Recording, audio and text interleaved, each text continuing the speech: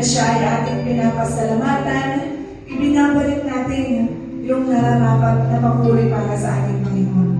Huwag kang mahiya, kapatid. Huwag kang mahiya sa katabi mo. Itaas mo ang iyong mga kamay. Ang Panginoon ang audience natin dito, hindi ang ating mga katabi.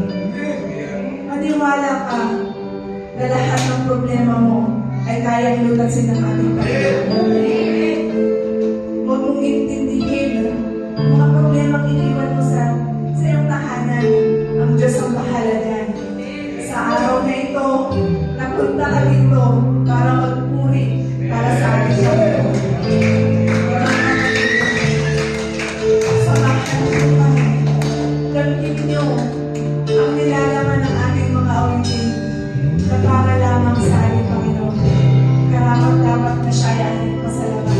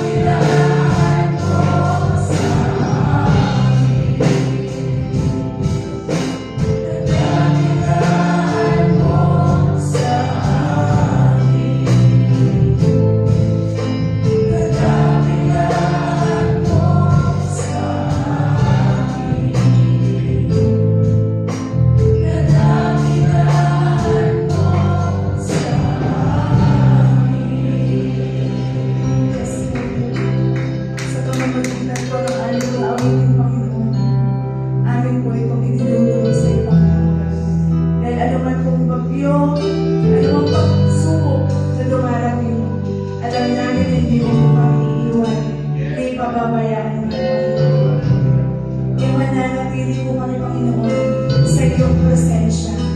At nagpapasalamat po kami sa gabay at pagtubay ng Banal na Espiritu upang siya po ang magbibigay sa amin, Panginoon, upang kami po ay hindi magkasala laban sa iyo, Panginoon.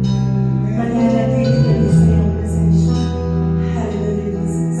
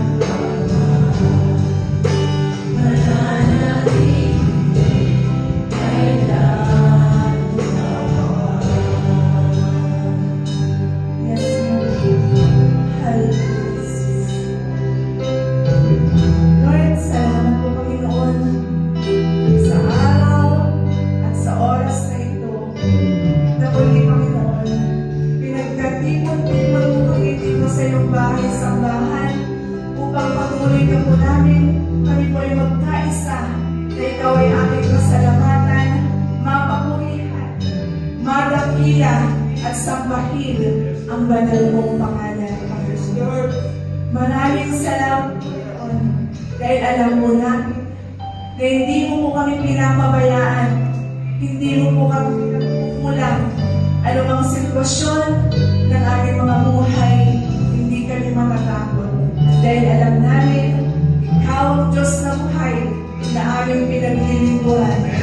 Ibatid mo po, anuman ang aming mga pangailangan. Lord, sabi mo nga po sa iyong banal na salita, manampalataya po kami sa iyo at ang lahat ng aming mga pangailangan ay alam mo, walang bagay na mahirap sa iyo, Panginoon. Hallelujah, Jesus. Maraming salamat po, Ama, sa lahat ng bagay, sa pag-ibig mo po sa aming Panginoon. Salamat po, Ama, dahil ibinigay mo ang kaisa-isa mong anak, ang iyong bugtong na anak, upang kami ay maligtas sa anumang kapahamakan. At sa buhay na walang hanggan, na ipinagkaloob sa amin sa pamamagitan ng iyong anak na aming Panginoong Jesucristo. At ang pagsama ng banal na Espiritu sa amin sa araw-araw, na siyang kumakalinga sa amin upang kami ay hindi makagawa ng kamalian laban sa iyo. Na siyang nagpapakatatag sa amin, Panginoon, sa pamamagitan ng iyong banal na salita. Nalalaman namin kung ano ang tama at kung ano ang mali. Kaya Ama, kami po ay sama-sama nagpapasalamat. Ibinabalik po namin sa iyo, Ama,